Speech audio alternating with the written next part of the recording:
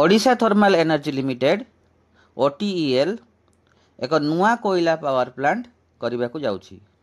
एही mega thermal power plant Cuttack रे निर्माण करा जिवो, जेउथिरे 18,450 कोटी टंका निवेश करा जिवो। एही पावर प्रोजेक्ट जरिया रे ओडिशा रे शक्ति उत्पन्न क्षमता बढ़िबा बोली आशा करा जाउछि। उन्नत ज्ञान कौशल रे निर्माण हेबाकु थिबा एही थर्माल प्लांट रु कम परिमाणर अंगार उत्पन्न हेबो, जहा द्वारा जलवायु प्रदूषण को रोका जाई पारिबो। 3टी सोपान रे प्लांट कार्य संपादित हेबो।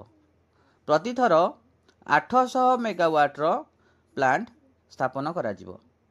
परिवेश और वायु प्रदूषण रोकिबा पई प्लांट रे एडवांस टेक्नोलॉजी एमिशन व्यवस्था करा जिवो बोली कर्तृपक्ष कहिसंती। एही प्लांट ओडिशा रो शक्ति संबल को अधिक शक्तिशाली करिवो। राज्य बाहर थिबा बड़ बड़ व्यवसायी एथिरे पुंजी निवेश करिबा सह राज्यर प्राय 8,000 रु अधिक युवपीढ़ी को चाकरी सुजोग मध्य मिलिबो।